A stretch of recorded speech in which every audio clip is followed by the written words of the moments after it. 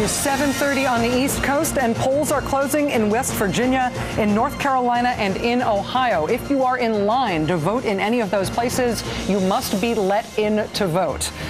In the crucial swing state of Ohio, NBC is characterizing this race as too close to call. Again, Ohio, too close to call at this hour.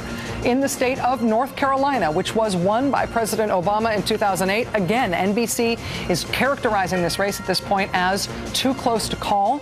And in the state of West Virginia, there is a projected winner, Mitt Romney, the projected winner in the state of West Virginia.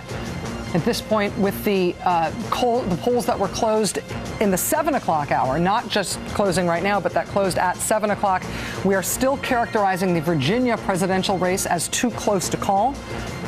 In the state of Georgia, it is too early to call at this point. We do not yet have enough information out of Georgia to project an advantage for either candidate. Same goes for South Carolina. At this point, South Carolina still too early to call.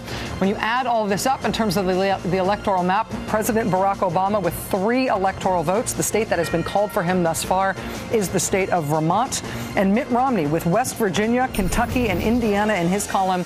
That puts him well ahead with a very small number of states. Alex Wagner is tracking Senate and House races. A couple of crucial Senate races we're looking at from the states that just had their polls closed. Alex, what do you got? Thanks, Rachel. We have a few updates to give you. In West Virginia, we have a projected winner.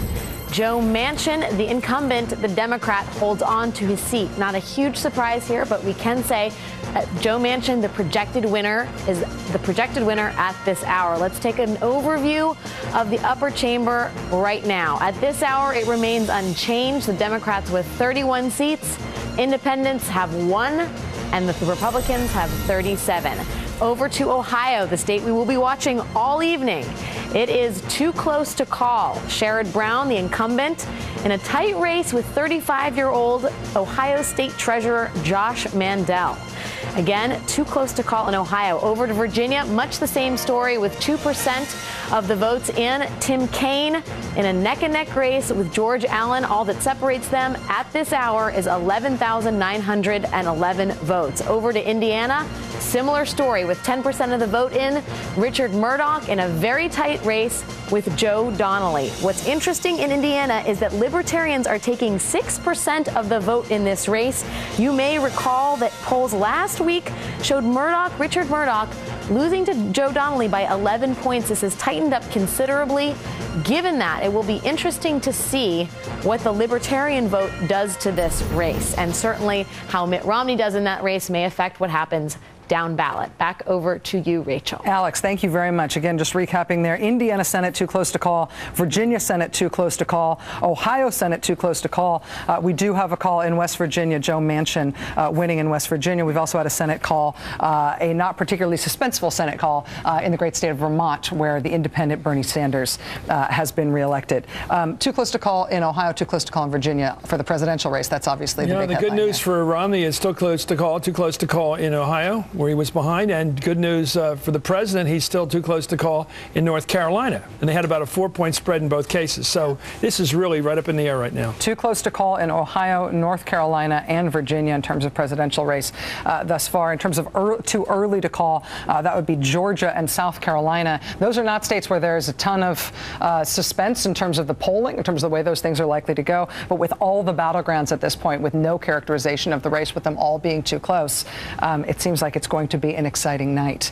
Steve Schmidt, when you look at too close to call in the Ohio Senate race and in the Indiana Senate race and in the Virginia Senate race, does that seem like they're doing sort of better than you might have thought? No, it's very, very early. The polls just closed. I think that we're going to see this over and over again tonight. Unless you have a decisive victory, which you'll see in West Virginia, I think it's going to be tough to call it in the first 15 to 20 minutes. I wouldn't read too much into it. Yeah, looking at that Senate race, it's been interesting to watch in that Senate race in Ohio. Obviously, all this attention on Ohio, so much money being spent on Ohio in terms of the presidential race, but they still managed to find, what was it, $60-something million more to spend on that Senate race between Sherrod Brown and Josh Mandel. Who would have believed that Sherrod Brown would have to fight this hard against this young Republican? I am stunned by this, right? Who's an extremist? I mean, I'm stunned by his vulnerability in this race. The corporate money has gone into Ohio against Sherrod Brown because he's gone after Wall Streeters. I mean, he's gone after the insurance industry. I mean, he is the the guy.